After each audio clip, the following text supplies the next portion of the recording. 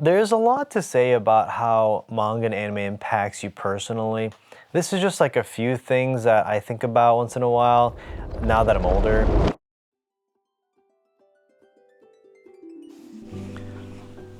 Hey, what's up guys? Welcome to the channel. It's just another day in paradise. I've been reading manga now since I was a little kid, so let's just call it 20 plus years. In all my time of reading manga, I've never really thought too seriously about the manga. And what I mean by that is, I never took them to a philosophical place. I never thought and reflected too much about how they impacted me in my personality, in my way of thinking, my worldview. However, subconsciously, they have impacted me quite a bit. I would say the determination and the absolute passion that Naruto has to saving his village and taking care of his friends, that has really stuck with me all of my life. So I give a lot of props to Naruto being a very formative manga for me as a kid. Another one that was really impactful to me, Shaman King. As you can see, I have the omnibus collected here. I think Yo's attitude towards life was really impactful to me. I really related to the headphones on, kind of tune out the world, do your own thing, be your own person, and don't worry about what other people think.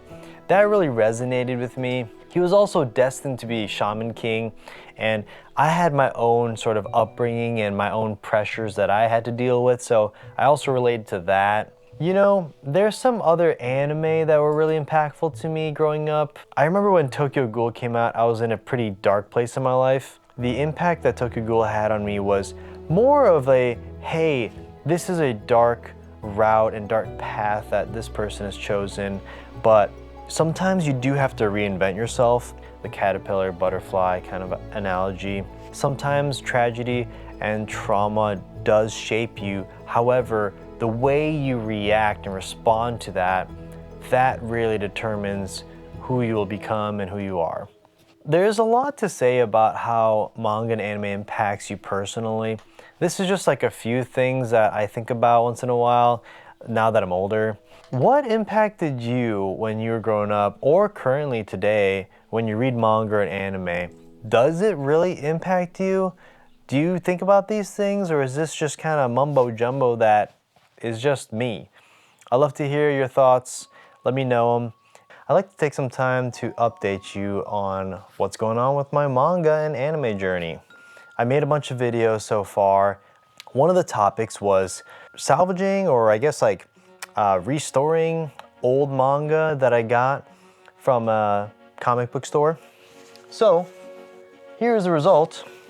I actually was able to remove some of the sticker here. It was some tape that was on it from a library. Well, I used somebody's advice and it actually worked.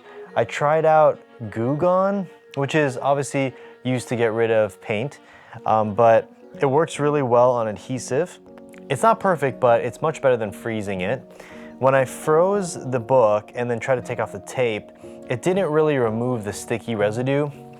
I figure, you know, the tape's probably been on there for like 10 years, maybe give or take. So it's pretty tough on there. The Goo Gone worked pretty darn well. It took a minute. You have to apply it on. You leave it on for like at least 20-30 minutes. Then you can kind of rub it off with paper towel. It worked, I would say, like at 70-80% effectiveness. What that means is I think I just have to leave the Goo Gone on a little bit longer. So there's the update about me salvaging these vintage books. Once I remove the tape, it's pretty cool. And it's not really that sticky, it's just like a little bit. Pause there for my friends to roast me.